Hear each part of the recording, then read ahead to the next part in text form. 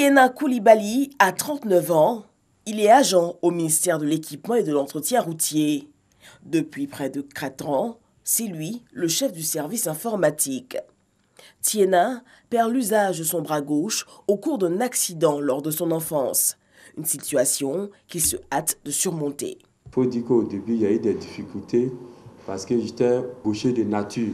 Mais Dieu merci, je me suis adapté. Je porte une prothèse aujourd'hui, mais ça ne m'empêche pas vraiment de travailler. Comme Tiena, elles sont nombreuses ces personnes vivant avec un handicap qui n'en font pas un frein à leur épanouissement social et professionnel. Nous rencontrons Aïssata Tapsoba, agent commercial à la PISAM depuis 22 ans, et Jakari Diakone, agent au ministère des Ressources animales et halieutiques. Tous deux, en situation de handicap, restent assez bien intégrés dans leur service. Disons que le handicap, c'est dans la tête. Ce n'est pas une fatalité. Parce que le mérite d'une vie, c'est de transformer son handicap en avantage. La prise en charge des personnes en situation de handicap se veut au cœur de l'action gouvernementale, avec entre autres acquis le recrutement dérogatoire de plus de 150 personnes à la fonction publique, le relèvement du plafond de la subvention, la ratification des droits de l'homme de 2010 et l'encouragement des entreprises privées à recruter des personnes en situation de handicap avec la disposition de l'annexe fiscale. Afin de prendre une part active au processus de développement politique et social du pays, la coordination souhaite une politique inclusive élargie aux institutions telles que le Sénat et le Conseil économique, social, environnemental et culturel. Nous pensons qu'il y a des personnes handicapées qui se distinguent et nous sommes aussi la société civile. Et pour des questions d'inclusion, nous pensons qu'il est important et il est pratiquement indéniable que les personnes handicapées soient représentées pour apporter une valeur. Le dernier rapport de la Banque mondiale montre que la non-participation des personnes handicapées à l'économie fait perdre 7 à 13% au PIB. Or, nous ne voulons pas que ce PIB soit perdu, nous voulons être des valeurs pour la Côte d'Ivoire. 453 453 personnes sont en situation de handicap en Côte d'Ivoire, soit un peu plus de 2% de la population.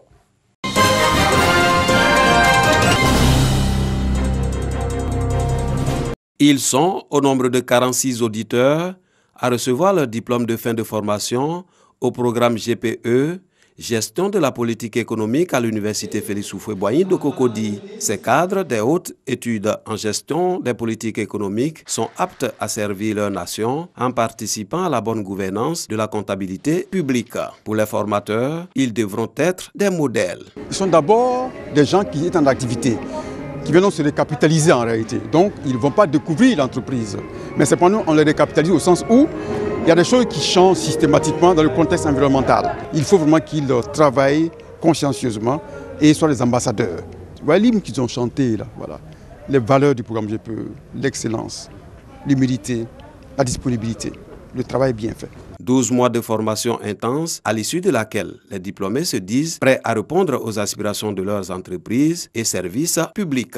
Cette formation nous a permis de pouvoir concevoir des politiques économiques et aussi nous a permis de pouvoir apporter notre expertise au niveau des besoins des États concernant les interventions macroéconomiques, la politique financière et tout ce qui est interprétation des agrégats économiques. Nous avons fait des simulations en temps réel avec la Banque mondiale, la BAD, la BCAO, le FMI.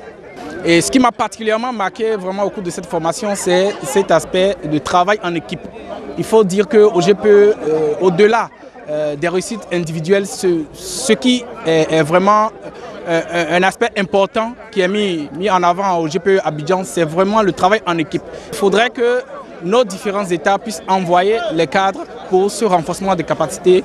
Ces auditeurs de la 18e promotion du programme GPE sont issus de plusieurs pays de la sous-région. Le Bénin, le Mali, le Burkina Faso, le Nigeria, le Niger, le Togo, la Guinée et la Côte d'Ivoire. Le représentant de la marraine de la cérémonie, Nawa Yeo, a au nom du ministre Kabaniale, ministre du Plan et du Développement, invité les nouveaux cadres de l'économie et des finances à mettre à profit l'expertise acquise pour le développement économique et social de leur pays. Les attentes sont énormes et il leur appartiendra donc de valoriser le diplôme qu'ils ont acquis en travaillant avec abnégation, mais surtout en faisant preuve d'innovation dans les différents services étant donné que les défis en matière de suivi et évaluation de la politique sont des défis qu'il convient de prendre au sérieux. Depuis sa création en 1998, le programme de gestion de la politique économique de l'Université Félix Houphouët-Boigny de Cocody a formé plus de 500 auditeurs des services financiers.